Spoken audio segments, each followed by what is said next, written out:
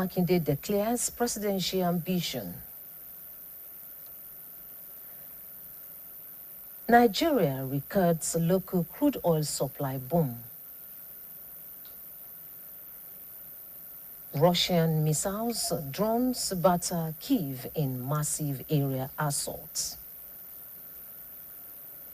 Good evening and thank you for joining us on the news around the world. My name is Afolakemi Akombi, and at the sign language corner, I have Korete Oluleye. The Oyo State Governor, Engineer Seyi Makinde, has declared his admission to contest for the presidency of the Federal Republic of Nigeria under the newly formed alliance between the People's Democratic Party, PDP, and the Allied People's Movement, APM. Governor Makinde made the declaration at a mega rally held at the ancient Mapo Hall to officially announce the alliance between PDP and APM. Details are presented by Governor's Office correspondent Olalekan Sulaiman. Hi, Makinde, FNSC, announce my candidacy for the position of the President of The ancient Mapo Hall in Ibadan became a major political hub as members of the People's Democratic Party, PDP, the Allied People's Movement, APM, and other supporters trooped out in large numbers to witness the alliance between two parties ahead of the 2027 general election. Major roads leading to the venue were heavily congested as party faithful, adorned in branded souvenirs and carrying party logos, made their way to the frontage of Mapo Hall for the rally.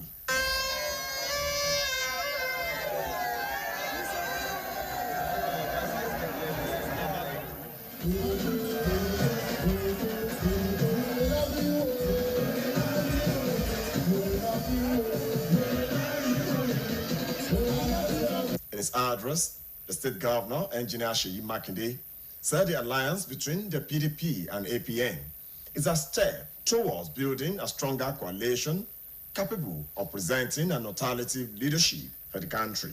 Describing the moment as historic, the governor declared that the alliance will field candidates at all levels, from presidency to state assemblies.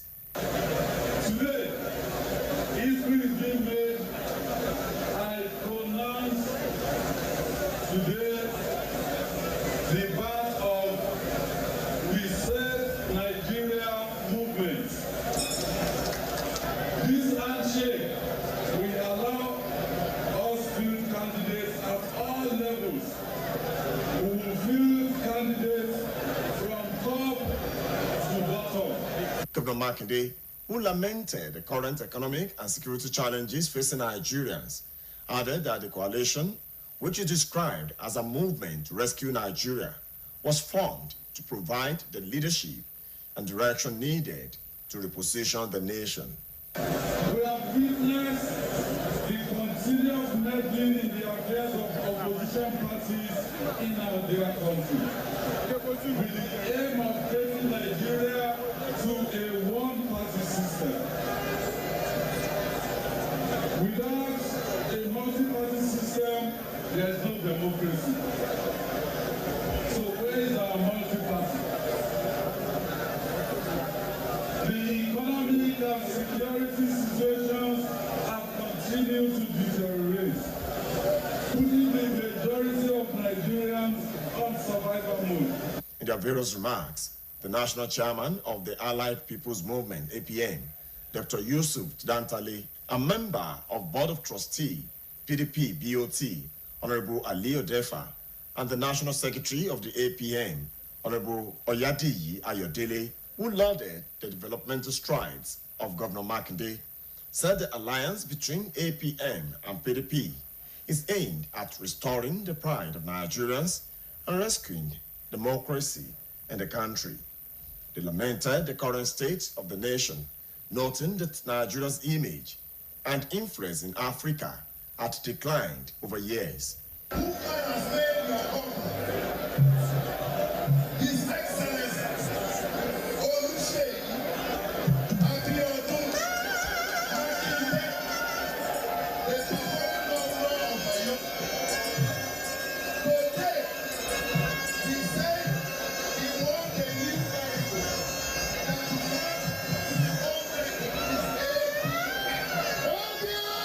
Also speaking, a former governor of Osun State, Prince Olagunsoye Oyinlola, said the failure of the ruling party at the national level to fulfill its promises to Nigerians informed the alliance by the parties to deliver the needed change in the country. The Oyo State chairman of the People's Democratic Party, PDP, Honorable Dayo Ogungbero, also expressed optimism that the newly formed alliance will produce the next president of Nigeria, which also boosted the chances of other candidates contesting under the coalition to secure electoral victories.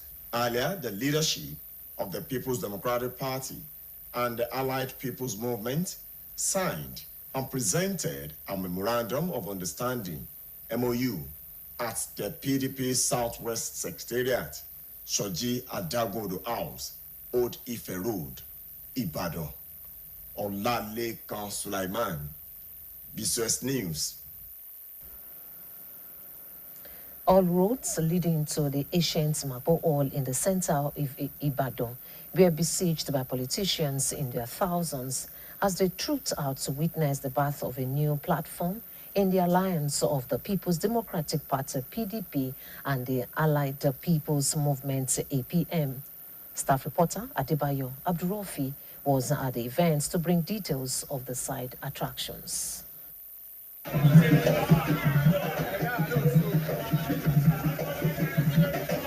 Major roads leading to historic Mapo Hall in Ibadan were taken over by large crowds of supporters of the People's Democratic Party, PDP, and the Allied People's Movement, APM, as they converged on the venue for the Alliance Declaration Rally.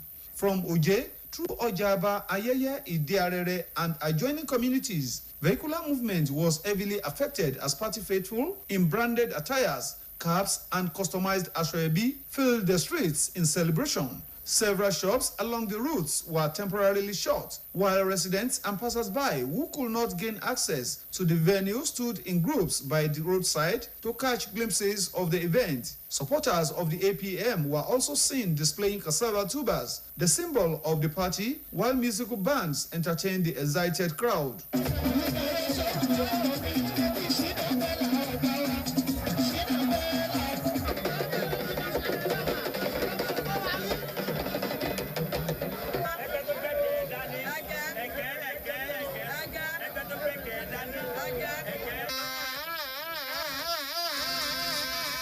Traders also took advantage of the large turnout to sell various items including flutes, disposable trumpets, beverages, branded caps, and wristbands. Speaking with BCOS News, the chairman of the People's Democratic Party in Ondo State, Dupe Aisida, who led supporters from the states to Ibadan, described Governor Seyi Makinde as a dependable leader, capable of contributing meaningfully to national development. Governor Makinde is the best governor in Nigeria today in terms of performance.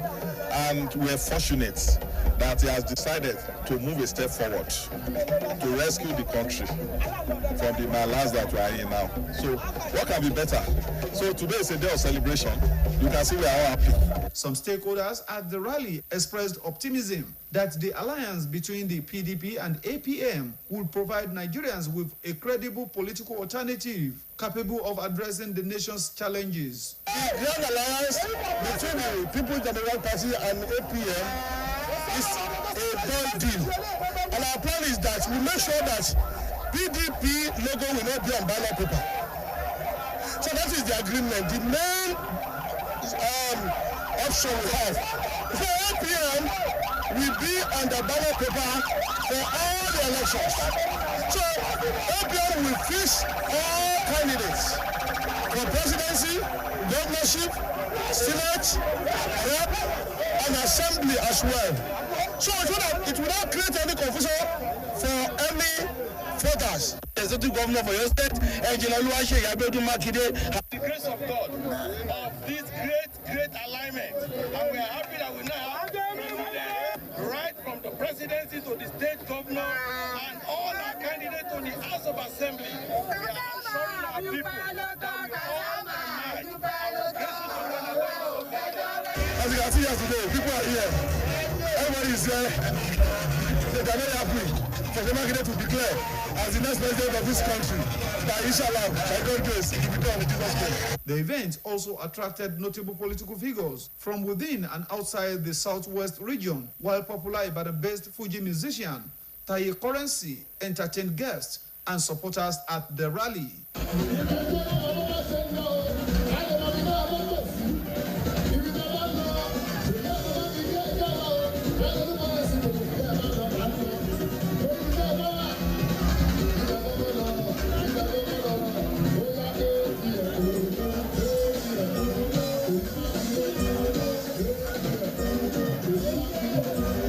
Security personnel, ambulances, and emergency response teams were strategically positioned around the venue to ensure safety and maintain order. The chairman of the Oyo State Road Traffic Maintenance Authority, OITMA, Major Adekoya Adeshagba, retired, alongside the agency's general manager, Ayoade Adeoye, personally monitored traffic control operations during the event.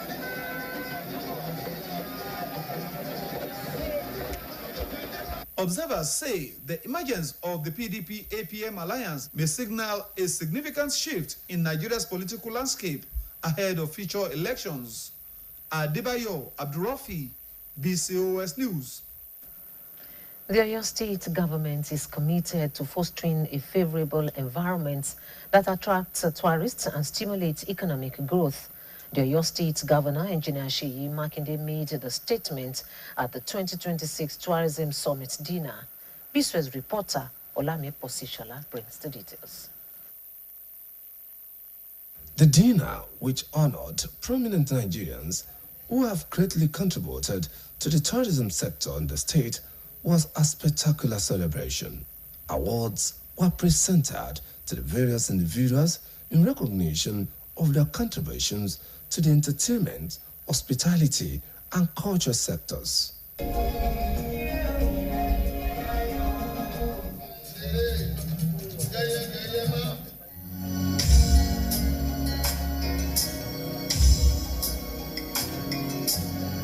The Commissioner for Culture and Tourism, Dr. Wasiu Olatubosun, expressed gratitude to the state government and the various stakeholders for their contributions to the promotion of culture and enhancement of the tourism in the state. On behalf of the state government, he later handed over a 1 million naira check to a cultural group. 1 million naira presented by ITS Oyo State 2026 Organizing Committee to Akinyoye Olayinka Ibirunke winner theme song competition. In his address, Oyo State Governor Engineer Seyi Makinde highlighted the state's notable achievements in the tourism and hospitality sector. The governor, represented by his deputy, Barrister Bayo Lawal, stated that the government has established a favorable environment for the hospitality industry and is working to attract tourists to the state. This year's theme is International Tourism Summit, Oyo State 2026. It is international because we have drawn experts across the globe to advise, to demonstrate, and to implement. As you know very well, Oyo State is imbued with limitless natural resources.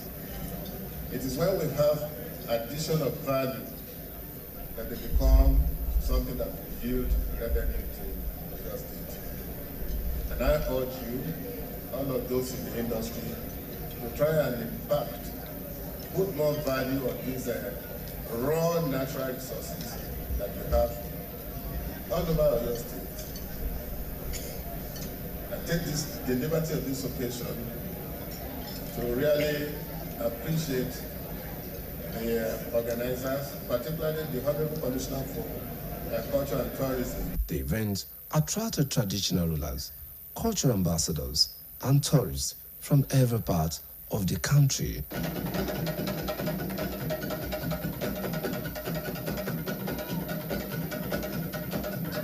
Olamiposi Ishola, BCOS News.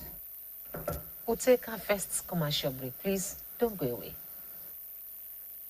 The home is under attack, but not for long, because Hypo is here. Dirty floors and surfaces. Not on our watch. Dirty and stains, no video shakara. We got the remedy, original palasa. Hypo, go hypo. Germs always find a way back. No green. Protect every day with Hypo. Person said.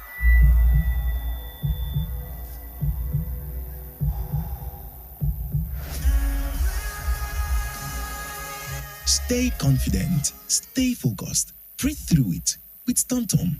The home is under attack, but not for long, because Hypo is here. Dirty floors and surfaces. Not on our watch. Dirty and stains, no video shakara. We got the remedy, original palasa. Hypo, go hypo. Germs always find a way back. No green. Protect every day with Hypo. In today's fast-paced world, staying ahead demands peak performance from our bodies. Like never before, our bodies need an optimum supply of essential nutrients, and Supermalt supports our daily nutritional needs. Supermalt has 20 essential vitamins, minerals, and natural extracts for overall health and wellness. One Supermalt a day gives you energy and vitality, improves your mental performance, and supports your immunity.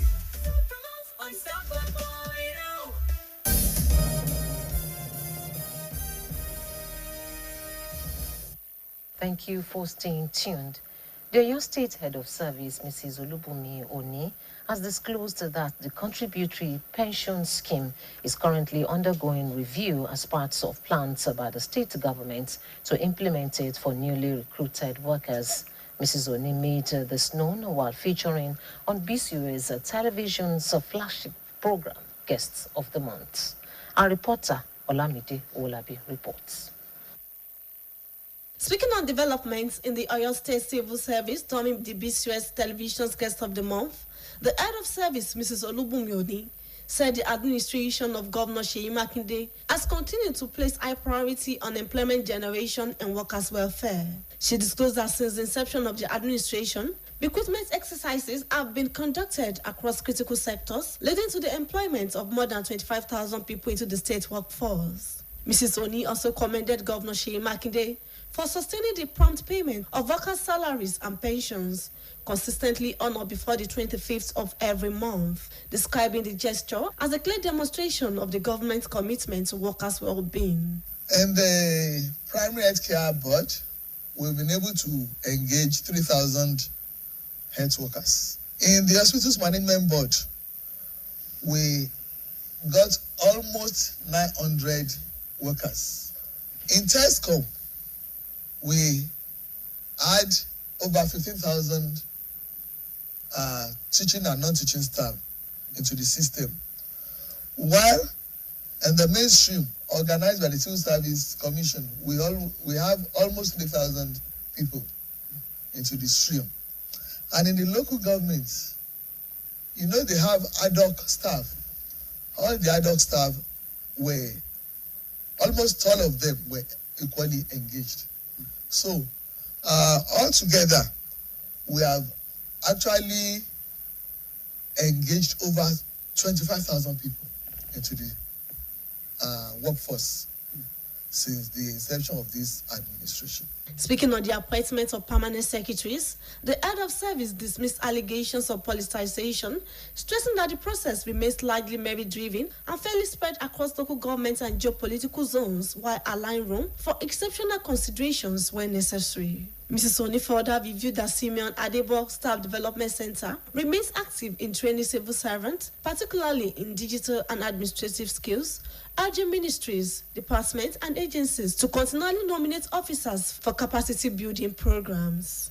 According to her, the training center is currently undergoing renovation, including the construction of a 250 capacity auditorium aimed at strengthening training and manpower development within the civil service. The head of service maintained that discipline remains a fundamental principle of the service, noting that officers found guilty of misconduct are sanctioned appropriately, ranging from suspension and demotion to compulsory retirement. She advised workers to avoid acts capable of affecting their productivity and integrity in service. If you are a government worker and you are still doing something else, one will be affected. It's either the government work or your own work.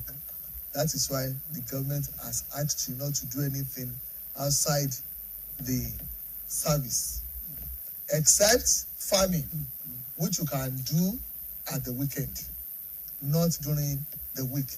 The person will be punished because you are not supposed to engage in any other duty aside the one that you have obtained the letter to perform. If you know you want to do something alongside with the civil service work, it's better you resign. And if you are due for retirement, it's better you retire and face that job. On cultural promotion, Mrs. Oni explained that the introduction of Ashoke as official workwear on Thursdays is aimed at preserving Yoruba cultural heritage while also supporting local textile production and the indigenous economy. Olamide Owolabi, BCOS News. Another timeout. Please stay with us. Wearing many hats takes a lot out of you. You always need all the nourishing goodness you can get. Especially if you're someone like me that is an actor. I can't do this anymore. Voila. I'm breaking up with you. Voila.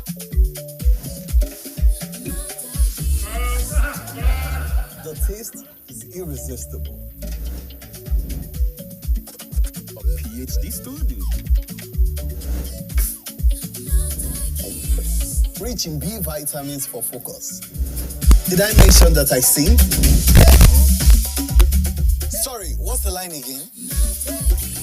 Just the nourishment I need. And full-time foodies.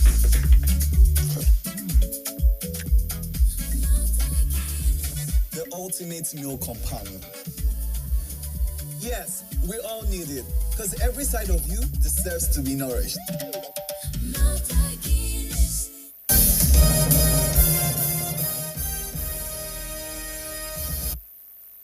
Thank you for staying tuned. The Oyo State Police Command has recorded a major breakthrough in its fight against kidnapping and violent crimes with the arrest of a suspected kidnapper in Oyo Town, following intelligence reports that kidnappers had gathered at Otefon Village Forest to collect ransom from relatives of an adopted victim. According to Police Public Relations Officer Anyola Diolayinka, the Commissioner of Police Abimbola Olugbemiga immediately deployed operatives of the anti-kidnapping squad alongside local vigilantes for a rescue operation and possible arrest of the suspects. Preliminary investigations revealed that the gang, made up of about 6 armed men, had adopted Alhaji Bagudu from his residence at Ilowa village in Atiba local government area on May 9 and demanded a ransom of 10 million naira, while security operatives ensured the victims' safe relief before advancing towards the kidnappers' hideouts.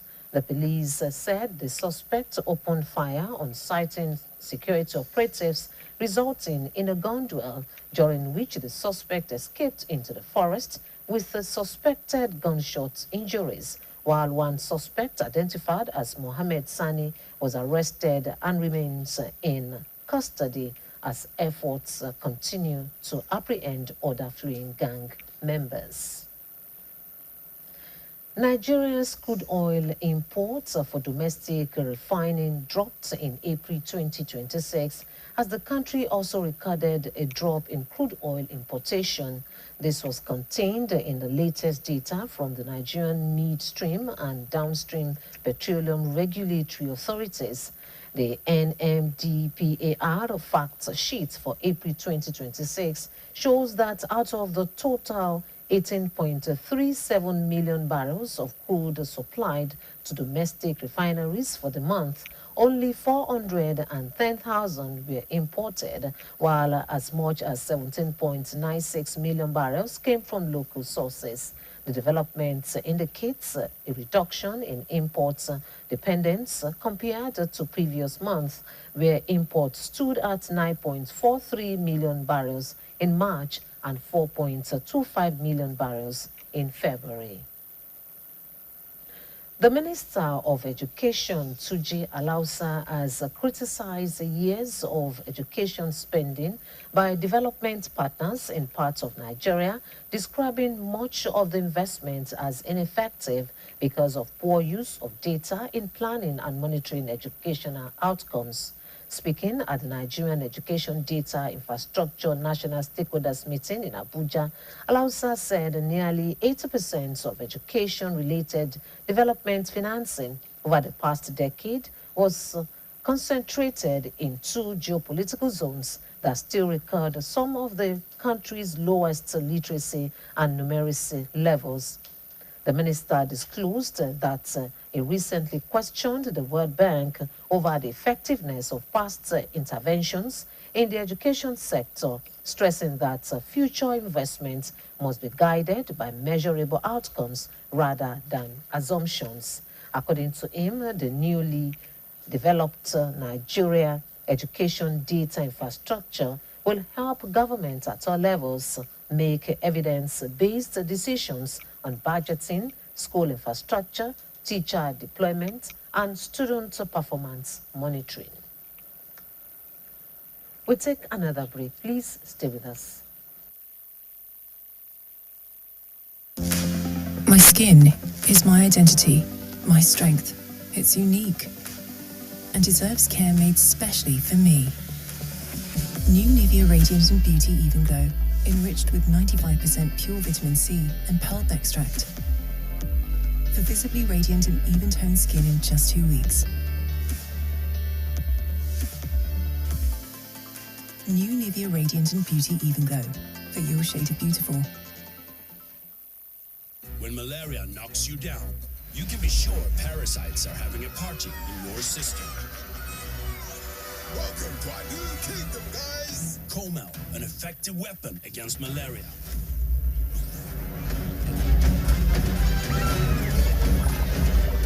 Comel!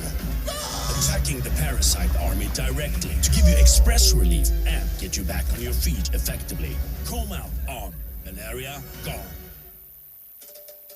Wearing many hats takes a lot out of you. You always need all the nourishing goodness you can get. Especially if you're someone like me that is an actor. I can't do this anymore. Voila. I'm breaking up with you. Voila!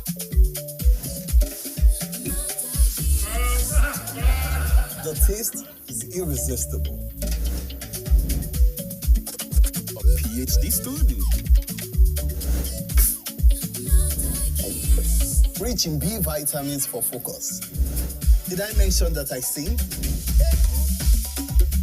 Sorry, what's the line again? Just the nourishment I need. And full-time foodie.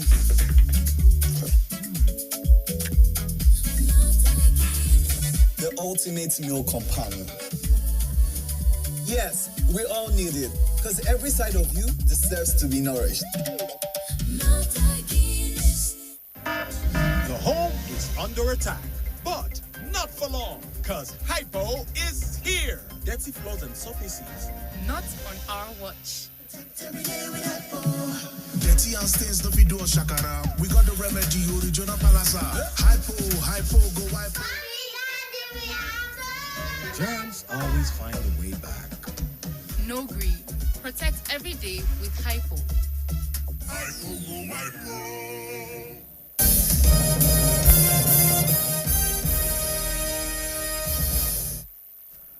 Over now to our sports desk. Welcome to the sports segment of the evening news. My name is Toby Ajewale. Team Nigeria delivered a strong performance on the second day of the 2026 CAA Senior Athletics Championships in Accra, Ghana, claiming multiple medals. World record holder Toby Amusan led the charge, storming to gold in the women's 100 meters hurdles to give Nigeria its first title of the championships. Fellow Nigerian Adalbit Bugo completed a podium double with bronze in the same event. Nigeria added a second goal through mixed 4x400 meters relay team as Ezekiel Asuku, Toibat Jimo, Victor Sampson and veteran Patience Okun-George combined to win in 3 minutes 16 seconds ahead of Botswana, Kenya and host Ghana. Shadi Olatoye took silver in the women's hammer throw with a throw of 69.60 meters, while Ezeako secured bronze in the men's 100 meters final. Rosemary Chukuma was awarded silver in the women's 100 meters after officials reviewed the finish. National Sports Commission Chairman Malam Shehu Diko praised the athletes' determination and performances. And on the foreign scene, Manchester United are set to recommend Michael Carrick as their next permanent head coach to minority owner Sir Jim Ratcliffe. The 44-year-old former United midfielder has impressed as caretaker boss, winning 10 of 15 matches and losing just twice. He has guided the club from 7th to 3rd in the Premier League, securing Champions League qualification with 3 points, the highest tally of any Premier League side since his appointment in January. Senior executives Omar Berada and Jason Wilcox are believed to have backed Carrick for the role, following Ruben Amorim's departure, with formal talks expected if Ratcliffe gives the green light.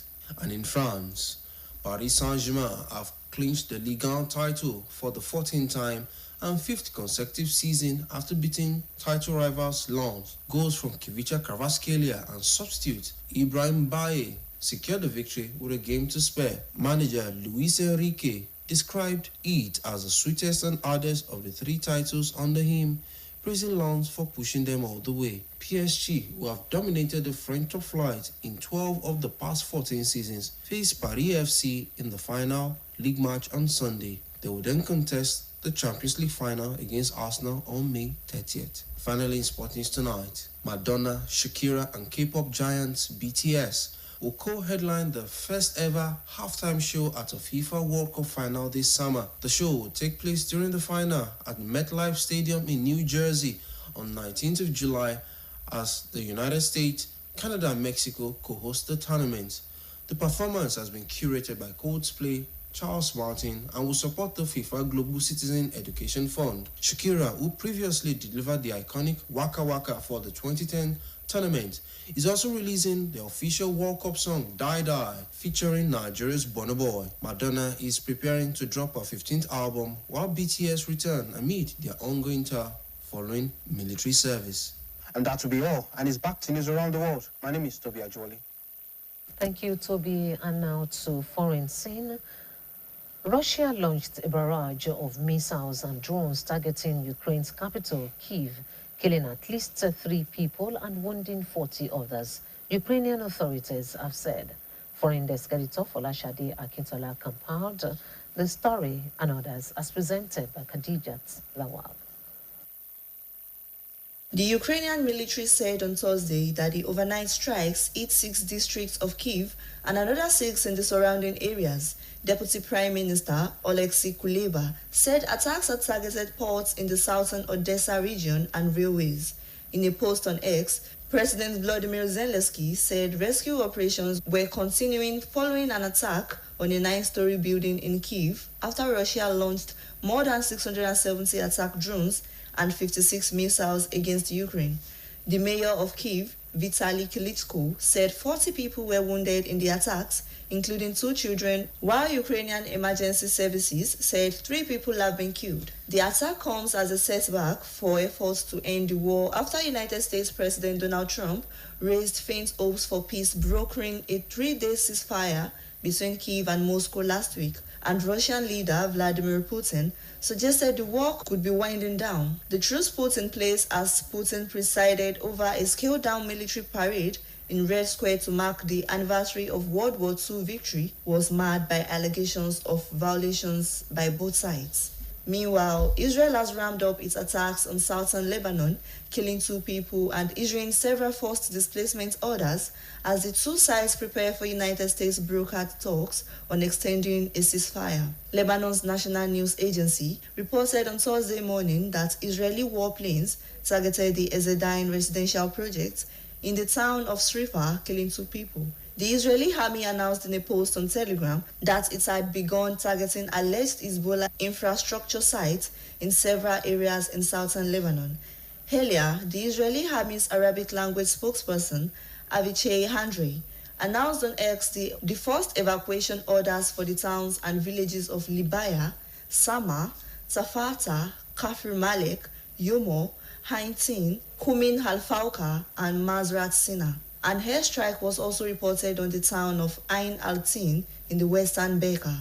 According to Lebanon's Ministry of Public Health on Wednesday, at least 2,896 people have been killed in Israeli attacks since the conflict resumed in early March. And lastly, the Philippine Senate President says that a politician wanted by the International Court was no longer in the Senate building where he had been taking refuge, fearing his arrest. Senator Ronald Bato de la Rosa, the former National Police Chief and top enforcer of former President Rodrigo Duterte's bloody war on drugs, has been under Senate protection and is wanted for crimes against humanity, the same charges Duterte is accused of. The announcement comes a day after gunfire rang out at the Senate, where de la Rosa had been holed up. Confusion and chaos filled the legislature as people inside scrambled for cover on Wednesday, hours after de la Rosa had appealed to his supporters on social media to mobilize and said law enforcement agents were planning on arresting him. The incident caused chaos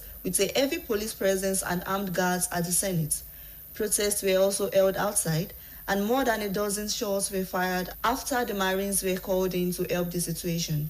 De la Rosa has denied involvement in the illegal killings, but on Monday, the ICC unsealed an arrest warrant for him.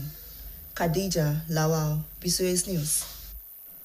To end the news tonight, here again are the main points.